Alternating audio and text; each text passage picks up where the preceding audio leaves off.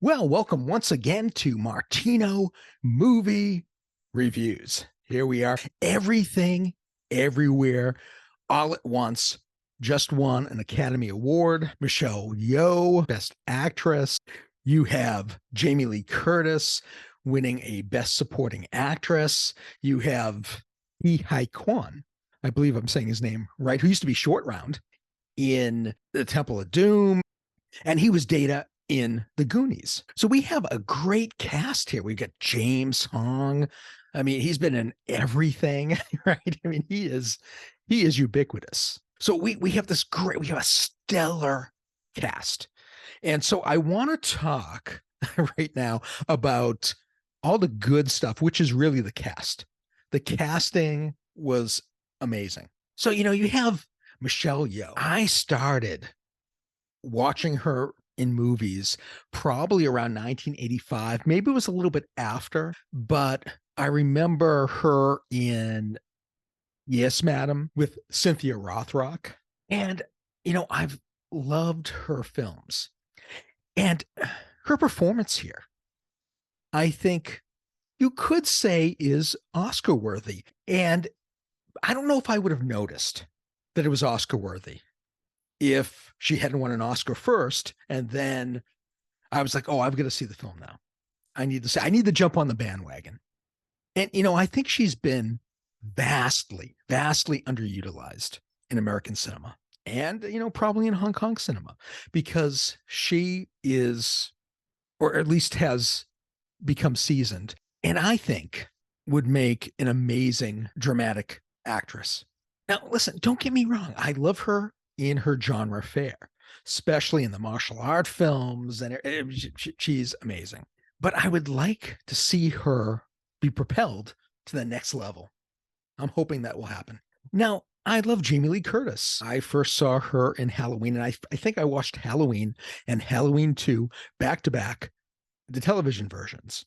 That's how I originally saw it. And I also saw her in Trading Places. I think that was the first time I saw her in the cinema. And she gives a great performance. It's excellent. Is it Oscar worthy? I'm not sure. I'm not sure. But it's good. And hey, she got the Oscar. So good for her. That's awesome. Now, it's inspirational. And it's the only word I have for it, that Ki Hugh Kwan, who's best known for Short Round in Indiana Jones, as we said, and Data in the Goonies, he retired from acting about 20 years ago, and he came back for this movie, and he gets a Best Supporting Actor nod. That's great. It's amazing. I guess returning to acting was the right decision. And as I said, James Hong has been a staple of my movie viewing since at least the 1980s. He's worked in film since the 1950s, and he did some voice acting for some dubbed movies, even some Godzilla movies, Gojira movies. He's been in so many movies, and I think he should be more well known to the general public. And look, he's been in some great films. Ninja 3, The Domination, notwithstanding. But I love that film, and I have two versions of it on Blu-ray. Now, with such a stellar cast, did they decide to make a serious and profound drama, which they could have done, and it would have worked? No. Right? They said, why don't we make this goofy, absurdist, somewhat depressing comedy involving the multiverse. And let's just make this whole movie really muddled and crazy. Now, you would think with great martial arts scenes, there's a Kung Fu universe. There's a Kung Fu universe in this movie. You'd think that'd be right up my alley. Unfortunately, everything, everywhere, all at once, it plays like a children's movie with adult themes. I'm going to be really scathing here. I didn't say that it's an absurdist comedy for grade schoolers. Right? It's really on the surface. The film is preachy. It is pretentious. And, it is as dull as watching two rocks talking to each other, literally. And this, see the movie and you'll see what I'm talking about, right? Yeah, it's crazy. The film takes itself too seriously when it's going for laughs. And, I think when it goes for laughs, sometimes it should be serious. So it's really, the whole movie is a mess. And I found it a slog to get through. I couldn't believe how much I would pause it and look at the time and go, oh, no, it's still playing. I still have an hour. I still have, or over an hour. I didn't find the jokes very funny. And there's all these like nihilistic underpinnings to this absurdist comedy, which is normal for absurdist comedies. But this movie should be fun, but it ends up just being depressing. And there's a lot of cool effects. There's a lot of cool sequences. There's cool martial arts. There's emotional scenes, but everything, I don't know, just everything is cool on the screen, but nothing kept my attention. I'll just say that. It's all flash. There's no substance. I hate to be so scathing, but each scene is more vapid than the next. However, the directors think this movie is profound. And so I guess the Academy thinks the movie is profound. I just didn't see it that way. Now, I did some basic research online. Like I looked at people's comments on Facebook and I saw people fighting about this movie. And from my research, it seems that audiences or, viewers either love this movie or they hate it. And there are a few like me who just found it kind of mediocre. Have you seen it? Will you? What do you think? Just leave it in the comments because I'd like to know what you think of the movie. If you think differently than me, that's great. That's why we're here. We're here to have a dialogue. We're here to talk about film. We're here to have a good time. And it's okay to disagree. And if you love this film, that's great. Be proud of that. There's nothing wrong with it.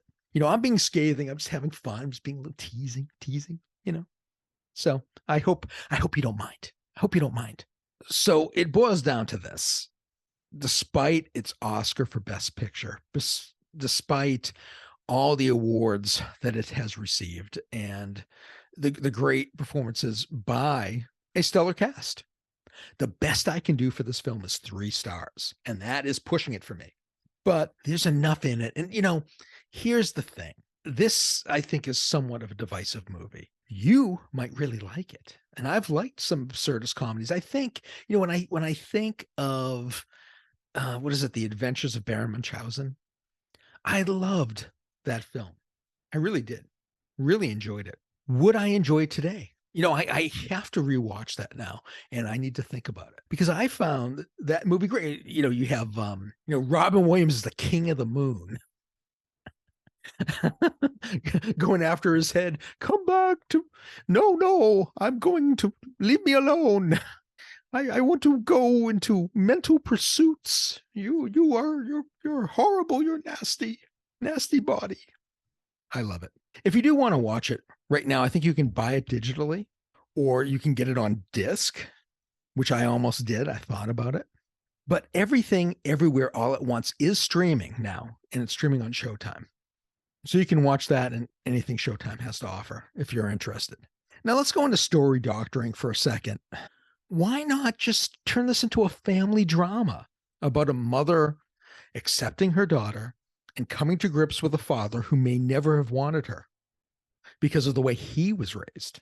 And her traditional dad might even surprise her in this alternative version of this alternative universe that we could put together in another film. Now, if you wanted to keep the science fiction, Yo's main character, her character should have a lot to lose.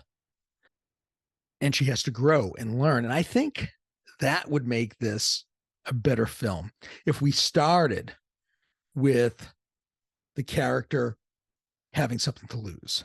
Whereas in this film, she really doesn't have anything to lose. She doesn't think she has anything to lose.